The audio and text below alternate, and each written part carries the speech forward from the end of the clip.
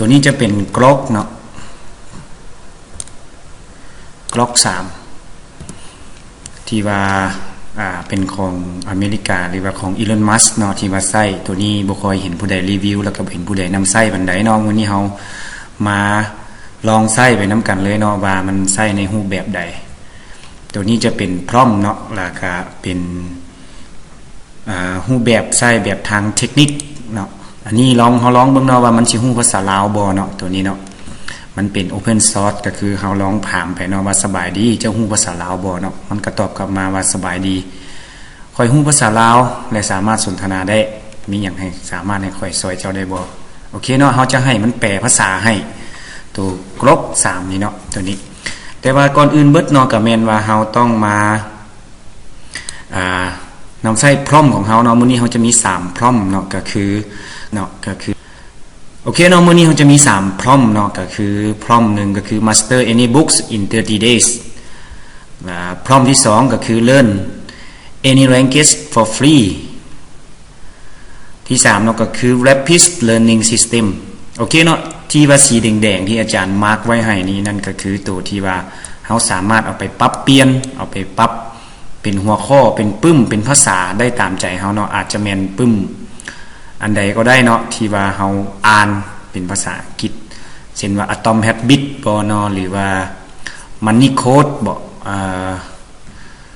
หลายๆปึ้มอะไรเนาะที่ว่าผู้ใดดังๆอยู่ในตอนนี้เนาะก็คือเช่นว่า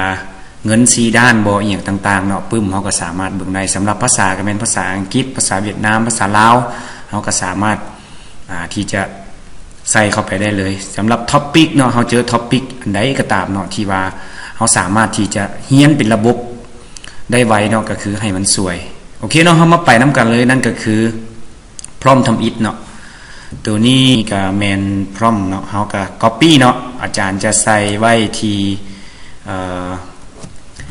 text box เนาะหรือ description ให้เนาะถ้าว่าผู้ใดต้องการตัวนี้เฮามาเบิ่งก่อนเนาะเกี่ยวกับกรอกนี้เนาะมันจะตอบจังได๋โอเคตัวนี้มันสามารถภาษาลาวเฮาลองใส่พร้อมนี้เข้าไปเลยเนาะเฮาก็ please ใส่เลยเนาะ describe ก็ได้เนาะหรือว่าเฮาจะ pass ใส่เลยก็ได้เนาะนี่เนาะพร้อมตัวนี้ please summarize the key โอ้ piece นี้ตัว L โอเค please summarize the key principle เนาะอาจารย์ได้อ่านไปแล้วตัวนี้เบิ่งว่ามันจะออกมาเป็นลักษณะแบบใดเนาะปึ๊บโอเคเนาะ clocks มันได้ตอบมาแล้วโอ้ key principle 30-day plan Clarify build federation day 1 day 2 day 3 day 5 day 6 day 7โอ้ละเอียดสมควรเนาะสำหรับกรอกนี่มันก็มีความฉลาดสู่4ที่ว่า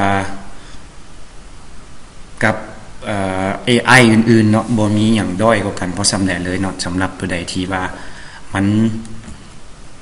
เฮาใส่แพลนฟรีเนาะตัวใดที่มันค้างมันคาเฮาก็สามารถที่จะ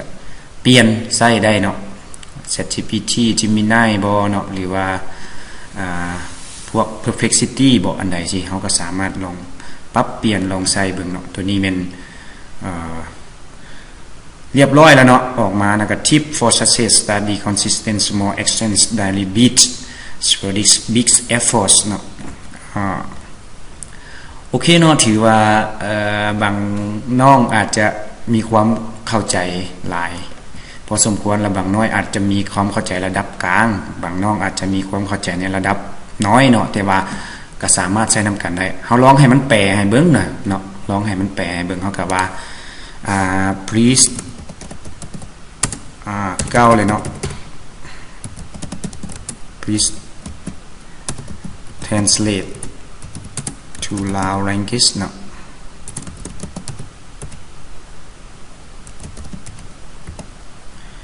to Lao language โอ้ spelling ผิด please translate to Lao language like professional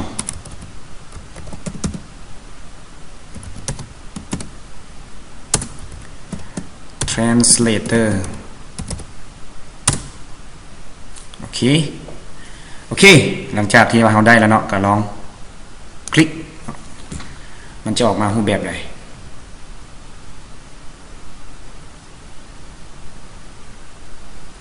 โอเคแผนพัฒนาตนเอง30มื้อเนาะตัวนี้คู่มือสรุป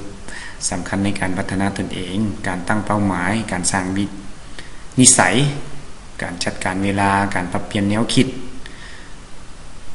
เข้าในแผนปฏิบัติ30มื้อประกอบมีขั้นตอนปฏิบัติระบบคะแนนความรู้สู่การปฏิบัติโอเคเนาะมันแปลให้เลยเนาะมันแปลให้เลยต่างๆแล้วนี่ก็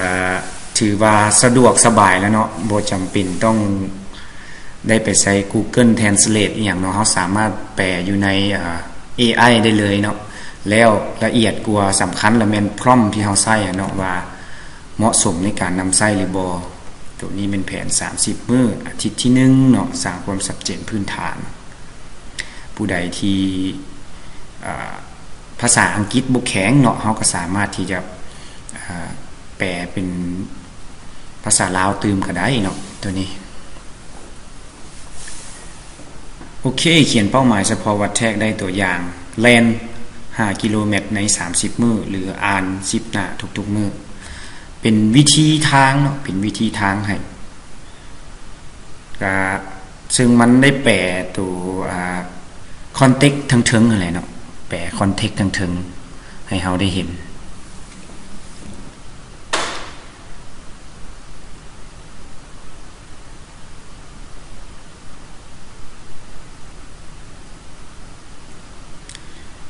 วางแผนเนาะอาทิตย์ที่6อาทิตย์ที่7ก็เป็นทั้งเบิดก็ตกอยู่ประมาณ1เดือนเนาะ1เดือนเพราะว่าตัวนี้แม่นตนเองใน30มื้อ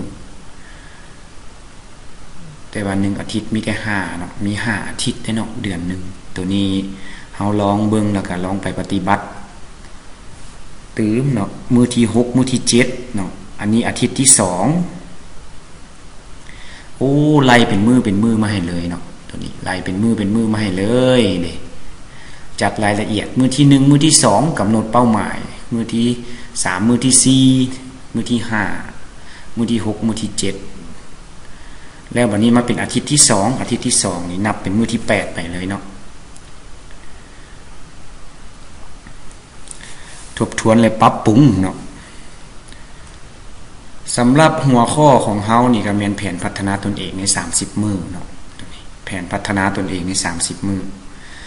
เฮาสิเฮ็ดอีหยังเนาะเดี๋ยวเฮามาไปพร้อมต่อไปเลยเนาะนั่นก็คือหัวข้อของเฮาที่ว่าเฮาจะใช้พัฒนาตัวเองระบุอุปสรรคตัวอย่างการพัดเวียกขาดแรงจูงใจเนาะการเลื่อนมือเนาะเป็นมือนี้มืออื่นมือฮือมือหยังต่อไปเนาะตัวผัดวันเนาะเอิ้นผัดเวียกผัดวันไป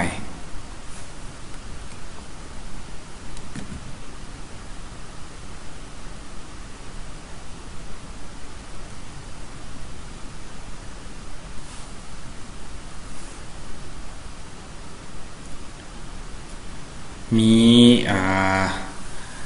overview เนาะหรือว่าสารบัญให้อีกเนาะหลักการสำคัญตัวนี้แนวความคิดการขยายตัวการทบทวนการปรับปรุง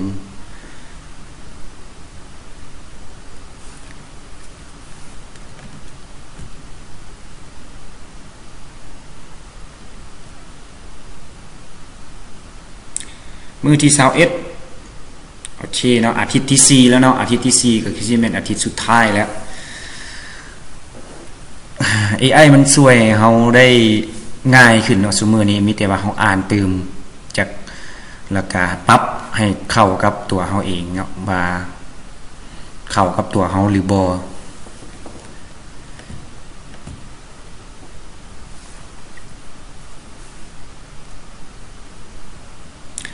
ถ้าจะแปลเองคอนเทกต์เมื่อกี้นี่เนาะก็ใช้เวลาคิดว่าบ่หลุดชั่วโมงนึงเนาะ3ที่เข้าใจได้แต่ถามว่าเฮาใช้ AI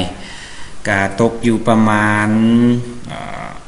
4-5 นาทีเนาะ 4-5 นาทีบ่เกิน10นาทีเนาะบ่เกิน10นาที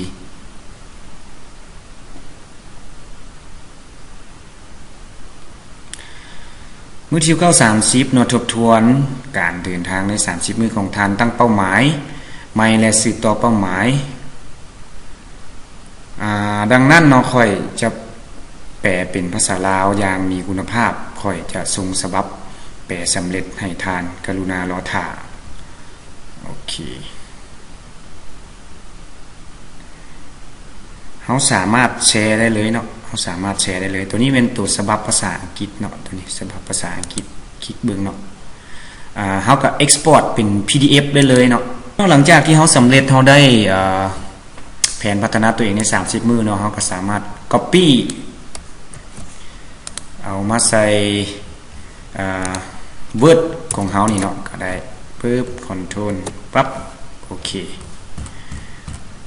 เฮาได้แผนพัฒนาตนเองที่ว่ามีความละเอียดเนาะอยากให้ทุกคนได้ไปลองใช้เบิ่งเนาะแล้วปรับพัฒนาแผนชีวิตของตัวเองให้มันดีขึ้นเนาะทั้งเรื่องการเรียนบ่เรื่อง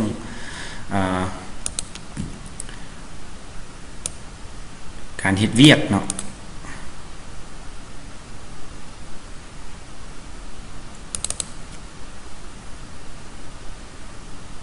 โอเคเซฟปึ๊บโอเคเนาะเรียบร้อยแล้วเนาะสำหรับพร้อมที่1ก็เสือว่าสำเร็จไปเนาะพร้อมที่1นั่นก็คือหัวข้อก็แม่น Master of Books in 30 days เนาะการพัฒนาตนเองใน30มื้อแล้วบัดนี้เฮามาเบิ่งตัวที่2เนาะนั่นก็คือ Learning any language for free เฮาสิเรียนภาษาอังกฤษแบบฟรีๆได้จังได๋เนาะอันนี้อาจารย์จะใส่ตัว language ที่เป็นภาษาอังกฤษซะเนาะปึ๊บตัวนี้เป็นโมเดลของมันเนาะโมเดลที่เขาเลือกเนาะตัวนี้เป็น Glock 3 Smart Test เนาะถือว่าสละสุดๆโอเคเฮาใส่พร้อมเข้าไปเลยเนาะปึ๊บตัวนี้เนาะ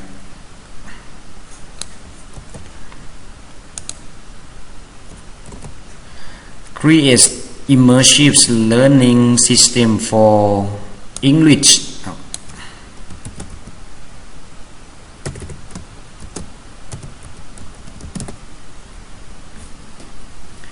for English includes daily conversation prompts pronunciation drill fluent listening trick and quick daily practice routine คลิกเลยเนาะลองเบิ่ง run เบิ่งมันจะตอบเฮาจังได๋โอเค immersive English learning system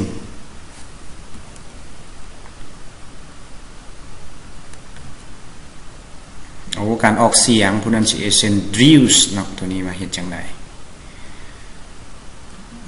fluency metric ลองเอาไปปรับใช้เบิ่งเนาะอาจจะแม่นเป็นภาษาเวียดนามบ่เนาะภาษาจีนก็ได้ weekly skill sample เนาะครบเนาะจันทร์หาศุกร์ weekend free conversation with the language partner or immersive media อาจจะแม่นไปเบิ่งทีวีฟังพอดแคสต์เนาะหรือว่าเบิ่งหนังเบิ่งหยังก็ได้เนาะฟังเพลงตื่มก็ได้ tune and resource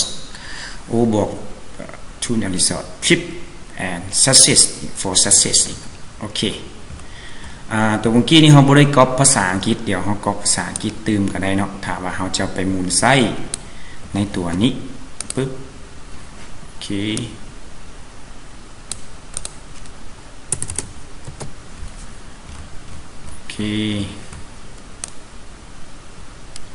สำหรับพร้อมเขามีแล้วเนาะตัวนี้เนาะพร้อมตัวนี้ก็คือตัวที่2นี้เนาะพร้อมตัวที่2ตัวนี้ให้เป็นไกด์ไลน์เลยโอเคปึ๊บโอเคตัวนี้เนาะที่มันออกมาเฮาก็ได้ไอเดียเฮาก็ได้วิธีเฮาก็ได้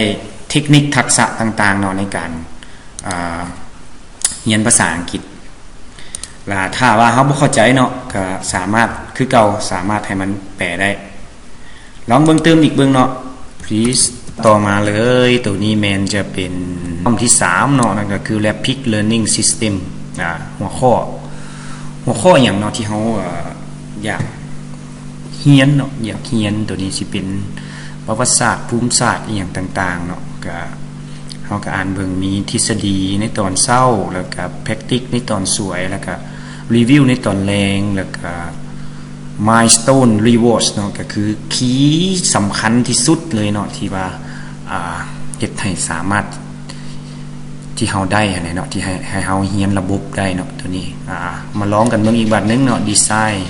21มื้อเนาะในการเรียนท็อปิกโอเค copy prompt เนาะโอเคปึ๊บอาจารย์จะ new chat เติมเนาะ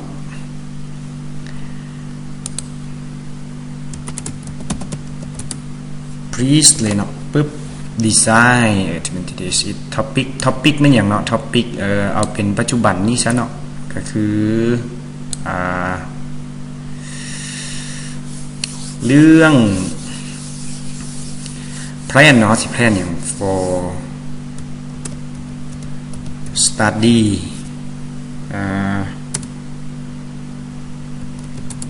in the university เนาะโอเคเนาะสำหรับน้องๆที่ว่ารับไปประกาศเมื่ออาทิตย์ที่แล้วนี้ก็สามารถมาเบิ่งได้เลยเนาะว่าเฮาจะสร้างแผนจังได๋ในการเรียนอยู่ที่มหาลัยแห่งชาติเนาะตัวนี้เฮาก็สามารถใช้ AI เข้ามาช่วยเฮาได้โอเคกด run เลยเนาะปึ๊บ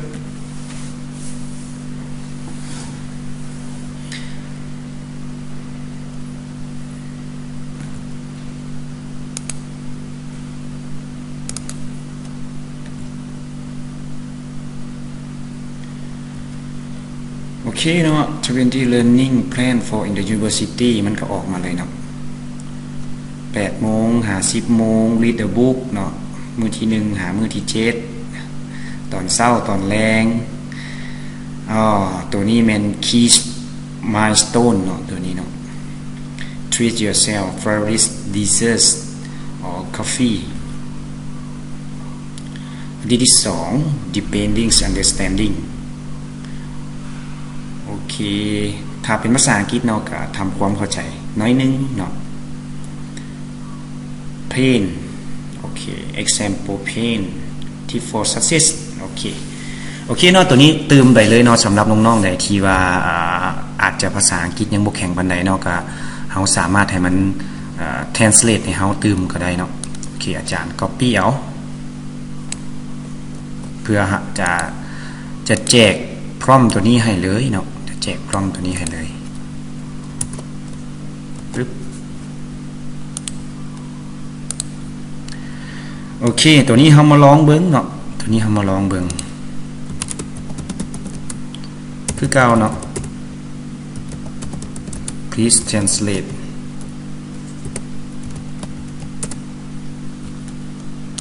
อาจารย์ก็ spelling บ่คักปานใดเนาะ please translate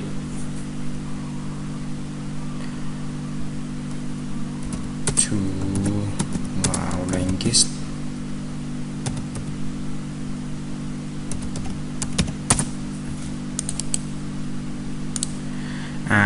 please translate to language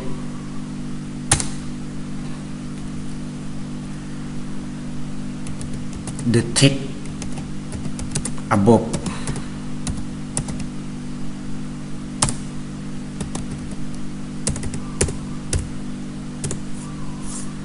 โอเคลองเบิ่งเนาะปั๊บ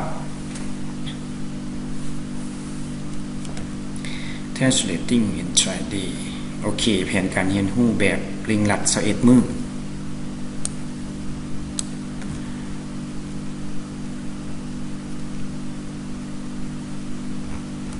เบิ่งเนาะว่ามันแปลบ่เนาะตัวนี้เนาะนี่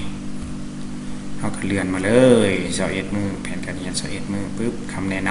ำ general guideline โครงสร้างประจำวัน diary instruction เนาะ3-4 ชั่วโมงเป๊ะเลยเนาะมีแต่depend ขึ้นกับ อินเทอร์เน็ตแน่เนาะขึ้นนํอินเทอร์เน็ตแน่แล้วก็เฮาใช้หลายหน่อยซำใดเนาะมันก็จะเฮ็ดให้มันช้าลงเนาะถ้าว่าเฮาบ่ได้ใช้แพลนเสียเงินเนาะใช้โปรแกรมที่เสียเงินนี่ก็จะค่อนข้างไวโอเคเนาะตัวนี้มันอาทิตย์ที่1เนาะสร้างพื้นฐานตัวนี้เนาะ building foundation เนาะ foundation เนาะถือว่า 90% เนาะต้องได้แปลงตืมหน่อยนึงต้องได้แปลงตืมบางคำบางอย่างเพราะว่าอาจจะเป็นใส่บ่กงกับคำภาษาลาวปานใดเนาะโอเคเป็นก้ายนึงเนาะในชีวิตของเฮาช่วยให้เฮาได้เฮ็ดเวียกง่ายขึ้นเรียนง่ายขึ้นเนาะสมัยนี้โอ้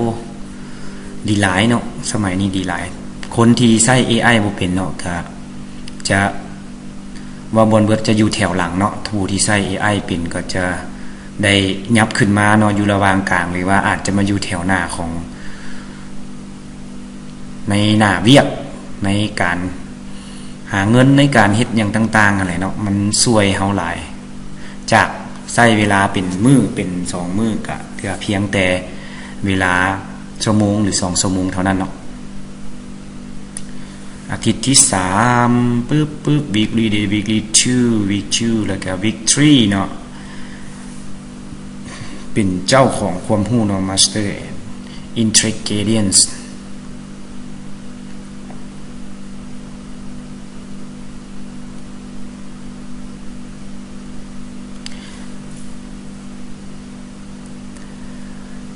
AI ทั้งสร้างทั้งแปลเนาะ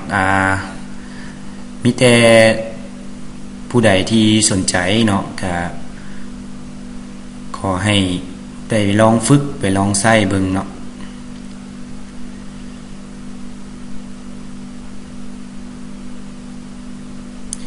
ใช้แบบฟอร์มบันทึกประจำวันโอ้ตัวนี้แม่นเฮาสามารถ copy เอาได้เลยเนาะว่าให้เฮาไปใช้รายการอีหยังต่างๆเนาะให้เห็นจุดดีจุดอ่อนอีหยังต่างๆที่เฮานำใช้ตัวนั้นเนาะ animations โอเคมาฮอดที่เนาะ tip for success เนาะตัวนี้ stay consistent เนาะstay consistent นี่คือสิแม่นความสม่ำเสมอหลายกว่าเนาะมันแปลว่าคงที่ปรับเปลี่ยน adjust needs ใช้เทคโนโลยีเนาะยึดเทคโนโลยีรักษาสุขภาพ โอเคสำหรับ grok เนาะ grok เนาะโอเคปึ๊บก็ถือว่ามาฮอดนี้ก็ถือว่าให้เฮาสามารถนำใช้ได้แล้วเนาะแล้วถ้าคือว่าอาจารย์ได้บอกไว้เนาะผู้ใดที่ต้องการพร้อมต้องการเรียนรู้ก็สามารถขอนำอาจารย์แล้วก็อาจารย์อินบ็อกซ์ให้เลยเนาะ